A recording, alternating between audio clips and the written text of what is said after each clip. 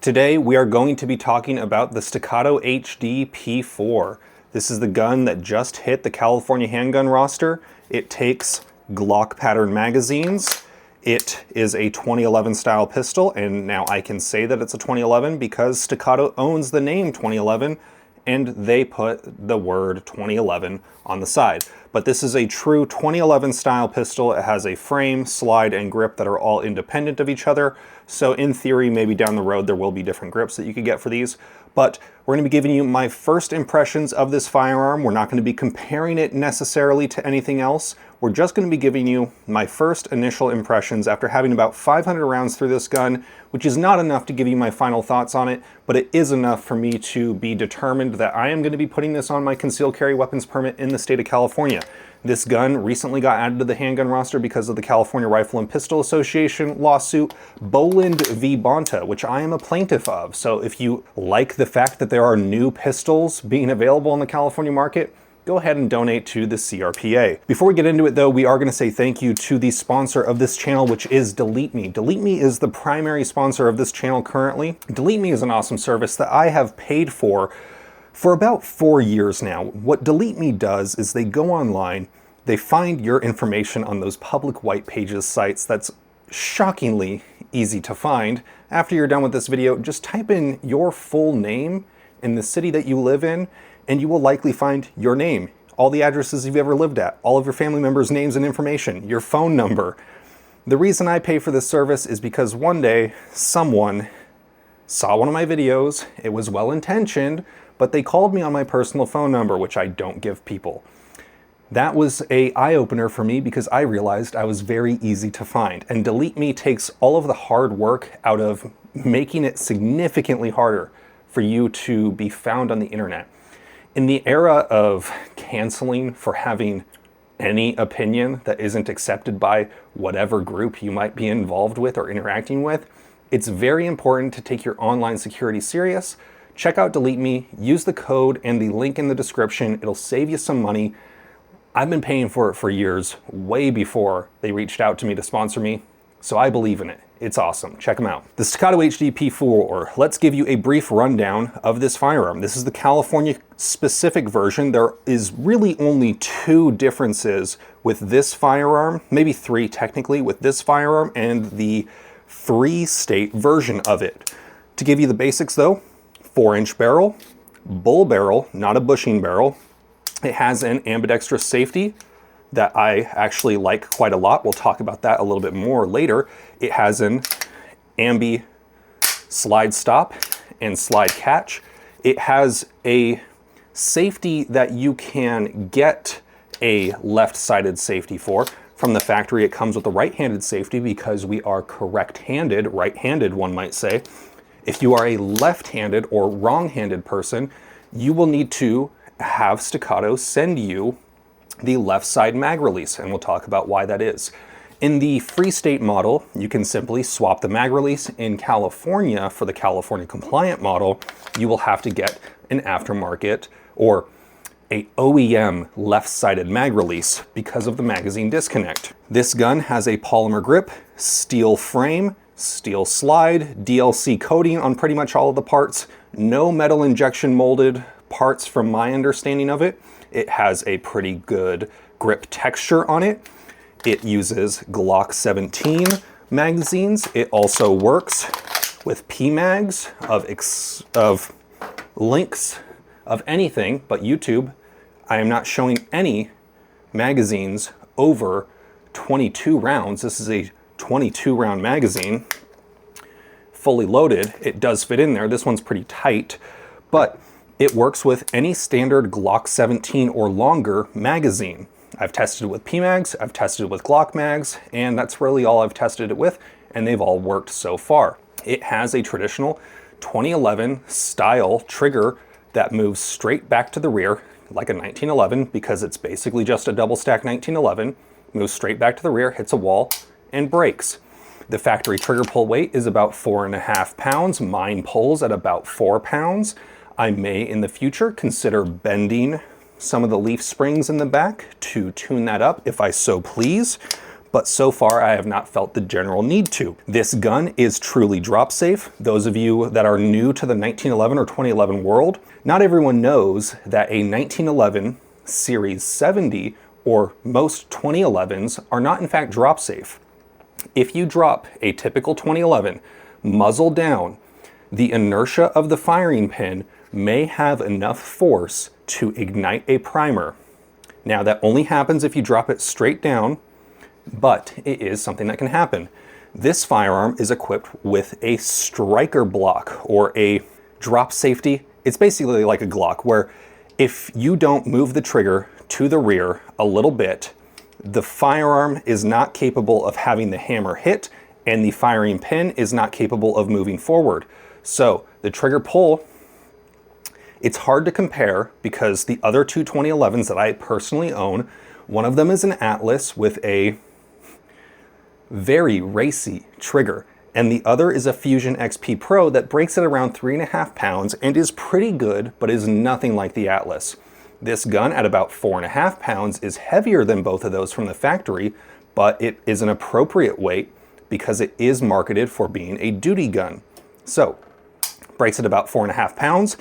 If I am really paying attention, I can tell that I'm defeating an extra spring and it's a little bit more heavy on the take-up, but ultimately it's still way better, miles better than pretty much any striker fired duty pistol on the market. It's probably not as nice as some really raced out CZs that have their own host of problems when you get super racy.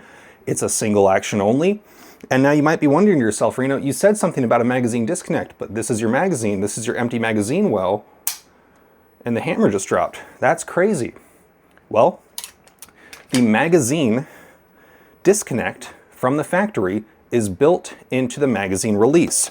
I've uploaded a video on a second channel that I'm not mentioning anywhere. I've uploaded it also on Twitter showing how the magazine disconnect works, and I've sent that information off to a variety of local gun stores that specialize in this sort of thing. So you will find out if you go looking for it. If you find me on Twitter, you'll find it. The information is there. Dremel go burr, 45 seconds from start to finish, and you're done. And the magazine disconnect can be defeated. From the factory though, if the hammer is cocked and there is no magazine in it, and you press the magazine release just slightly, it will fire. This one will fire without a magazine in it. This gun also is equipped with a external extractor, which I find to be very neat. The idea of having to potentially, on a 2011 style pistol or 1911 style pistol, tune the extractor is not all that appealing to me, but it's not the end of the world. Some people like the look of internal extractors, me included. I think the internal extractor makes the slide look a whole lot cleaner, and this is not the most aesthetic thing in the world, but external extractors are functionally better and more resilient to damage and wear than an internal extractor on a 1911 or 2011 style pistol. You'll see some writing on this that says loaded when out. The little doohickey there, I'm going to safely load this gun just for the sake of you seeing that. I'm going to hide my face so it focuses. That little red tab that is built into the top of the extractor indicates that the firearm is loaded. Now, personally, I would never trust this. I have had on some firearms the loaded chamber indicator break, so it would always show empty. You should never rely on a loaded chamber indicator. You should never rely on a magazine disconnect. And in fact, I consider a magazine disconnect a fatal flaw in any firearm. Like Lance Boland said in our court case in front of the DOJ, he had his personal concealed carry SIG 226 that he used for training and demonstration in his classes. He had the magazine disconnect fail on him in a way that required him to completely strip the gun apart and replace that part.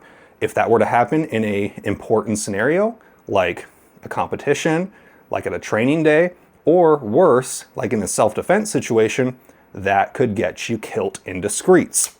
So I don't like magazine disconnects. I will never trust, and I will never recommend anyone trust a loaded chamber indicator on any firearm, because you should always be checking either visually and physically shootability of this firearm. I really enjoy the way this shoots. It's smaller than my Atlas, and this gun carries fairly well.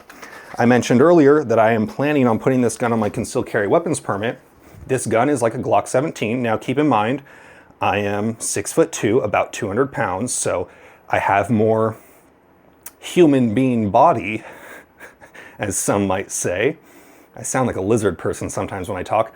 I'm a slightly larger than average person, so I can get away with carrying this in most conditions. So this gun is carryable. It's similar to a Glock 45 sized firearm where it's got a 4-inch barrel and a full-size grip.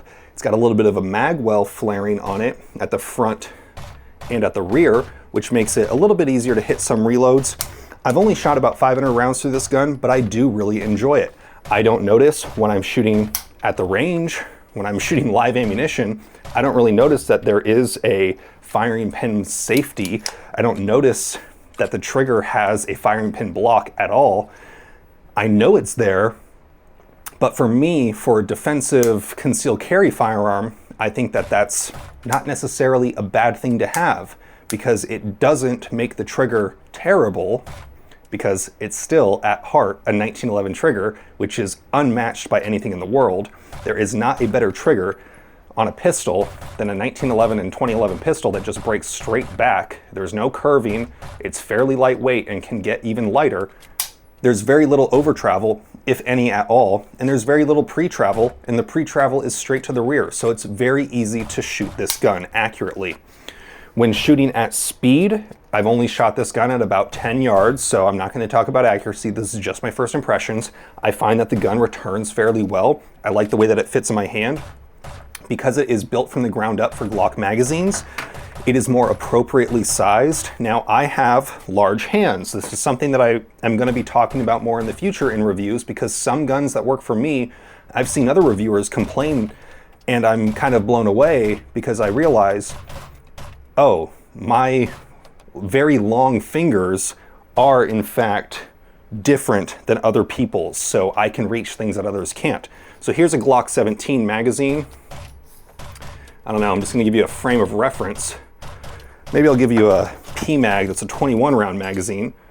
I don't know how to really come across without putting a piece of graph paper up and measuring my hand, but I have long fingers, which allows me to close the slide with my thumb, something that you cannot do on a 2011 or 1911 style pistol. Typically on most 1911 and 2011 style pistols, you would put a magazine in and then rack over the top, or you would put a magazine in and then with your support hand, press that. Since this gun is fully ambi, even if you have small hands, you can basically, as a right-hand shooter or left-hand shooter, as a right-hand shooter, you could run this like a lefty. Lefties, what they would do typically is either come over the top or press the slide release like this and then pull the trigger. As a right-handed shooter, if you cannot, because I had my wife hold this and she has very small hands, my wife can't really reach the slide stop without breaking her grip. So she has two options. She could put a magazine in and then rack it, or she could put a magazine in and then go like that, just like a left-handed person would do with a typical 1911, 2011, or pretty much any non-ambi slide stop pistol. So I think that that is a nice feature to have. I'm not going to get into comparisons about other firearms yet. That'll be a video for a separate day. Later on in this month, I will be comparing it to the Fusion XP Pro because a lot of you have asked for that comparison.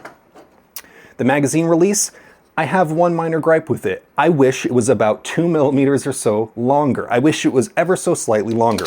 As a right-handed shooter with fairly large thumbs that can in fact reach the slide stop, I can reach the mag release without breaking my grip, kinda.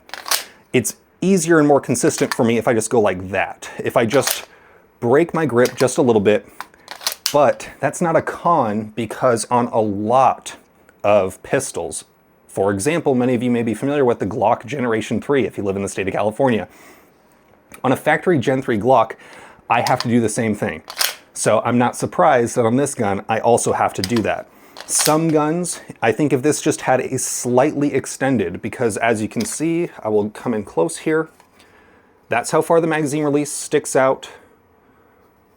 But if I put a magazine in, you see how it just shortens up that reach just a smidge. So let's just pop that out. Oof. It's a little bit further out when the magazine is not in. When the magazine is in, it makes it just ever so slightly too short. So hopefully the aftermarket will fix this. Maybe if I get a standard non-California model mag release, maybe that would fix it. But for the time being, I know that I just have to break my grip a smidge, something that happens and I can fix with plenty of time before I get that new magazine in. So it's not a problem for me. I like the slide stop, I like the trigger, the mag release is okay, I like the grip texture, I like the grip feel. Because it's built off Glock magazines, they can use different grip geometry. I like this a whole lot better than most 2011s, other than my Atlas, because my Atlas is just fantastic in every way possible, but it better be because the gun's very expensive. The gun seems plenty accurate for me. I'll do final accuracy testing at distance in the full review of this gun when I get to about 2,000 rounds. But as of right now, I enjoy it. I'm going to be putting it on my concealed carry weapons permit. I'm going to be carrying this gun as of August when my permit renews and I get this on there.